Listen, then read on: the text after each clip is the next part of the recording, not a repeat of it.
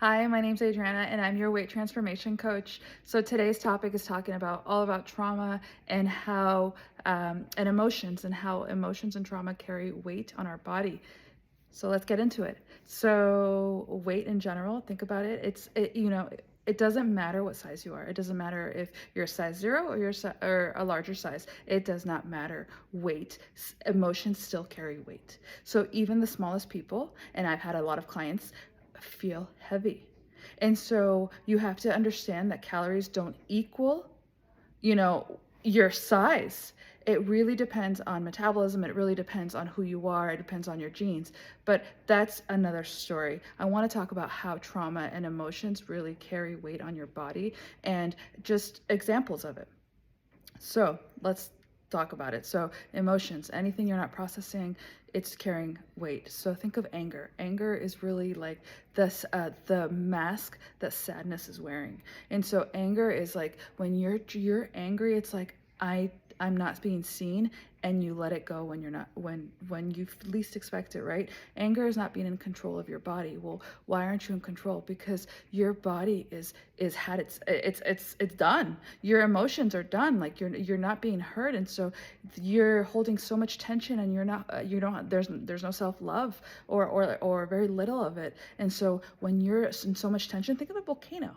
When you're in so much tension, the volcano is going to erupt. So it's going to be the same concept with anger. Like if you're getting angry very quickly, what's brewing underneath? Literally, what's brewing underneath? And there's a lot of examples of like an iceberg. Think of an iceberg. Like let's say it's a triangle. The bottom of the triangle is the water. The iceberg, only the tip you can see, but the bottom of the water is even larger. And those are the things you can't see. So it's very similar to a volcano. What's underneath that you can't see? The tension within.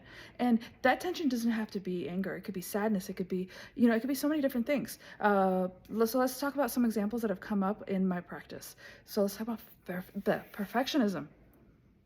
I don't believe in perfectionism, but I've let that go. I've let it go because it doesn't matter. Everyone's perspective on perfectionism will be different. Every culture, the perfectionism will be different. And when you accept yourself for you, you let go of the tension that you're going to have with other people because you're already expecting judgment. You're already expecting not to be loved. Well, if they're not loving you for who you truly are, then you really need to consider what the relationship is. And it could even be a parent, then you need to understand that that's their trauma, that you can still love them and understand that you guys will be on different pages, and that's okay. Okay, so that's number one. But I want you to tap into self-love. And so perfectionism is lack of self-love. We're struggling with wanting to perfect makeup, hair, jewelry, dresses, whatever you're wearing. Like even if it's not a dress, but a jumpsuit, a shirt, pants, whatever it is.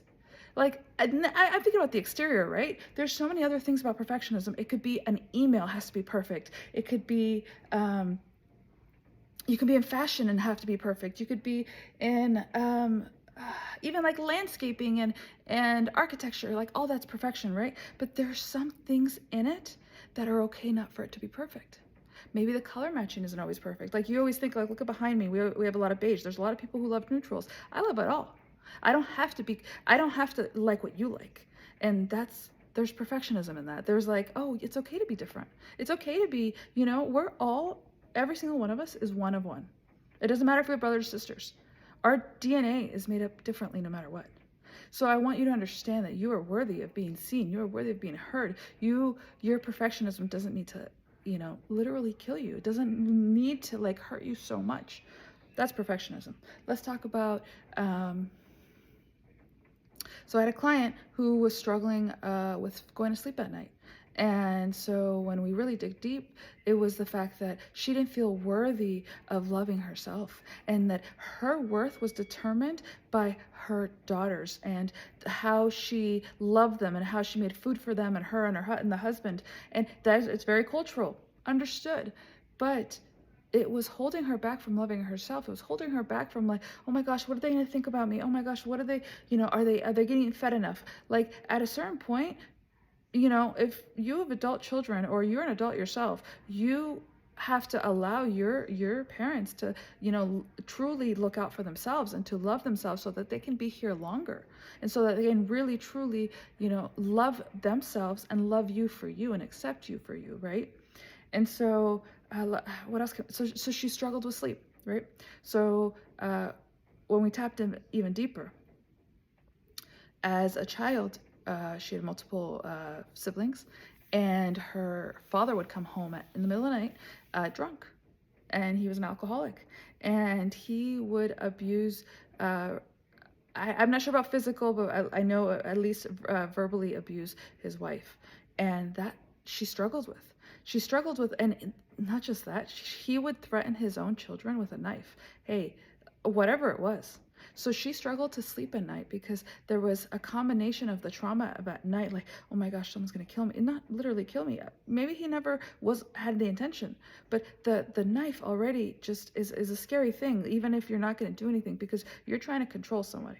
And so she struggled to sleep at night because she knew that, oh my gosh, someone, am I loving myself? Do they love me? Do other people love me? Do the people I work for love me? And so again, we're tying it all back to love.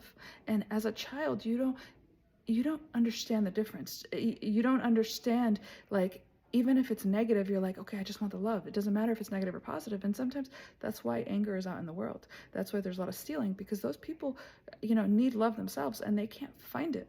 And so, negative attention is better than no attention. And so I want you to understand that, a lot of that is from love, um, and unconditional love, to add on that, right? What else can we talk about?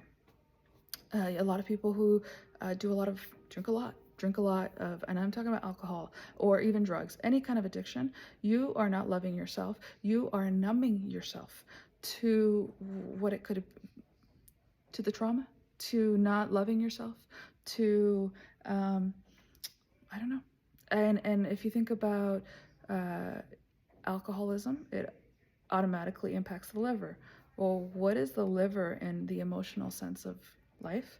There's a lot of fear behind the liver.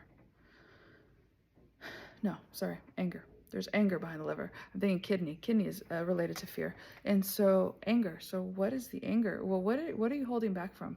And again, what are you numbing yourself from? Because if you want to really talk about alcohol, they call it spirits for a reason, right? Well, spirit, it opens up your chakras. It allows negative, things to happen to you because you're not in control. You are opening up all your chakras to allow other things to come through to you.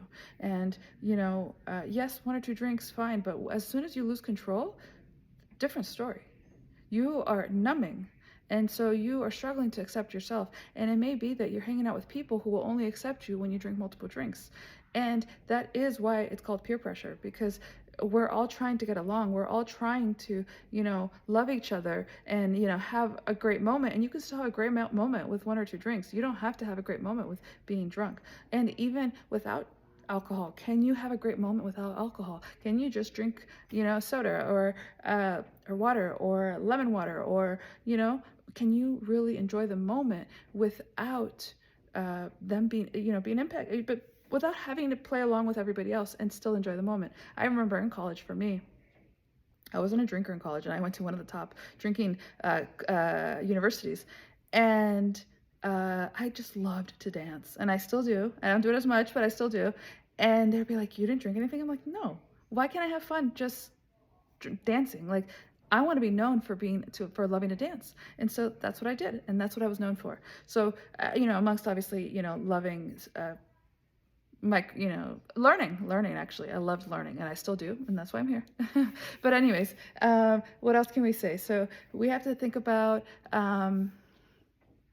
what other emotion or trauma that's constantly, talking to you. If you think of a fear, what fear is holding you back? Think of something as small as a spider. If you have a fear of spiders, there's a lot behind that, but it's to think a spider take away the poisonous part. We're talking about non-poisonous spiders, snakes, whatever it is. But if you take the poisonous out and you just think about the spider, it's this small. even smaller sometimes, right? What are we scared about it? That sometimes a small word can hurt us. That sometimes something so small can truly impact our world. And look at how big we are. As humans, we are not small, right? Even coming out of the womb, we are not small. And so I want you to understand that something so small, if a spider is that small, that is a significance that someone can say something to you and it can trigger you. Let's talk about triggers. Let's go into triggers. How do triggers, hold you down? If something says something, so if someone, for me, let's say something as simple as calories. Calories are a huge trigger with me and my husband because I don't want to think all calories are equal, but I don't want to talk about calories. Calories is a very masculine way of thinking. And so let's talk about just eating healthy. Let's talk about healthy portions, healthy whatever. But as soon as you say calories, that is a trigger for me because it's like, I don't want to live in a calorie world because something is controlling me. I don't want to be controlled. I already have a fear of addictions, and I know I have a sugar addiction that I'm working on. We're all a work in progress, and we all deserve to be a work in progress and still get help and still be able to help other people as well, of course, right? So thinking about calorie and I love fruit. Let me eat fruit. It's a natural way of fruit. But if fruit truly makes me happy, that pleasure far exceeds any calorie. It truly makes me happy. It truly gives me energy. Well, then that's the right calorie. So think of, but for me, like gluten really impacts my energy. Like I feel really low. And so then the gluten calorie is not equal to like a gluten, a non-gluten calorie or something like that. I don't want to get too deep into that but I want you to understand like what triggers are within you that you need to heal. What else can I say? So triggers can be if someone says, I can't even think of something right now. That's my biggest trigger, calorie. Outside of that, I've learned to let go of a lot of triggers. Sometimes dressing a certain way, right? That could be a trigger for some people. Sometimes a job is like not seeing you for who you are. That could be a trigger. So those are all things for you to work on for yourself, first and foremost. So understanding that everything that doesn't, that changes our emotions is something we need to work on. Let's talk about trauma. Trauma is there's even the smallest amount of trauma can impact your everyday. So trauma, if we talk about sexual abuse, a lot of sexually abused people are struggling with a lot of gut issues and self-love because the person that caused them harm almost told you, I don't love you, I want to hurt you. And they may not have been conscious of that, but it's a real thing. And so naturally, it's like we struggle with our confidence and, so many other things. What else can I say? Trauma. So if we go into ancestral alignment, and so I mentioned that in my first video that I do ancestral alignment group sessions, private sessions, and single, one-on-one sessions, and they've been so powerful. If we talk about one of the, I have so many I can think of, but let me just think about one. When there was a client recently who was struggling, like I don't know what I need to clear. I'm like, okay, let's just clear. Let's get the goal. Goal is just feeling better and feeling lighter and less pressure. Well, what came through was the fact that a great aunt got sexually abused, and wasn't what it was trying. They were hiding it. They were hiding it because they didn't want it to be seen. They didn't want the family didn't want it to be seen. The the culture potentially didn't want it to be seen. I don't know all the details, obviously, but it's like you were hiding it. And so when you're hiding something, that's a secret that needs to come out. And so when it came out, she was like, wow, that's so interesting because I'm a sexually abused advocate. That's a big deal. Like the fact that she was an advocate without realizing it never impacted her, but it impacted her family and potentially a couple generations back. So the fact is that sometimes we don't know what's still holding us back, and it doesn't have to be us. It could be our family. It could be our parents. I have sexual abuse trauma in my family. It didn't happen to me, but it happened to my family. But I see the way that it has impacted them and naturally has impacted me because I'm the youngest, one of the youngest, of course. And so what else trauma. Oh my gosh, I could talk about so many things.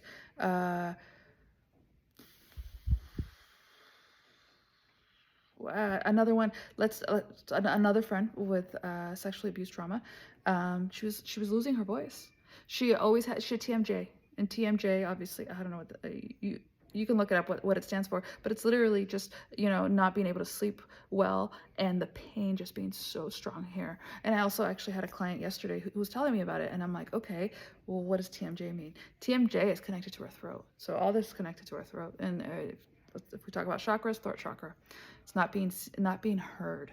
So in a sense, you could be in a closet, theoretically, not actually, but in a closet, and you're screaming, help me, help me, help me. No one's hearing, because everyone's too busy living their own lives, or everyone's too busy not understanding, what that is. And if you think about throat chakra, if we get into it a little bit deeper, it also affects our hormones. Hormonal balance has a lot to do. Our adrenals have a lot to do with our thyroid, and thyroid is all throat chakra, right? So what is it in the family? And it may not be you, but again, it may be in the family, it may be in the lineage, whether your mom's side, dad's side, and it could be multiple generations behind. We don't know, obviously, until we talk, ask the questions, and go through a session with me. That the tension within your jaw is related to not speaking your truth, and maybe potentially hiding something, and not being heard or seen. And so think again, if you're in a closet, you're screaming, no one's hearing you, no one's seeing you. And so naturally you may struggle with your voice. You may struggle with people walking away from you. You're like, what the hell? What did I do wrong? Or wanting to say things for you to be liked, like people pleasing, right? So those are all things I want you to consider. And obviously, if there is anything that you think of that you may feel like is holding you back, whether it's emotions, trauma, bring it up in the comments, and I'll comment as much as I can. And just understanding that whatever happened to you does not have to hold you down anymore or hold you back emotionally, right? The emotions, we are worthy of clearing these emotions and really forgiving ourselves first.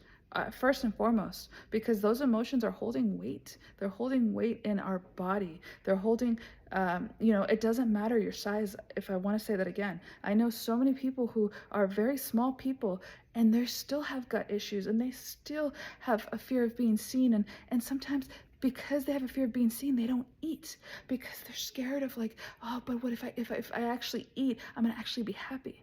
And that is incredibly sad, to think that you can't eat because you don't want to be happy. You don't want to have the pleasure of food because you're struggling. Anyways, I can talk on and on about this, as you can see. It doesn't matter what size. And this is why I became the weight transformation coach, because it doesn't matter what size you are. It matters what's within. We're going to heal within so that you can love yourself on the outside. I want you to truly love yourself on the outside, but we need to heal within first. And within is those emotions that are holding us captive. I want you to understand they're holding us captive. I was one of them. And again, I didn't have as much trauma as my family did, but I was holding on to all their trauma because I was people pleasing, because I was scared for them, because I wanted to help them, because so many other things. But I want you to understand that I'm here to be relatable. I'm here to understand you. I'm here for you to be heard and for you to really be seen, so that you can truly find the happiness within, and the exterior will show up. So let me end it there. So I'm gonna put my link below on doing a 30-minute consultation with me if you want to, and so that I can hear more about your story and hearing more how I can help you. And again, if you have any comments, bring it below, like and follow this channel, and we'll see next week for the next topic. See you soon.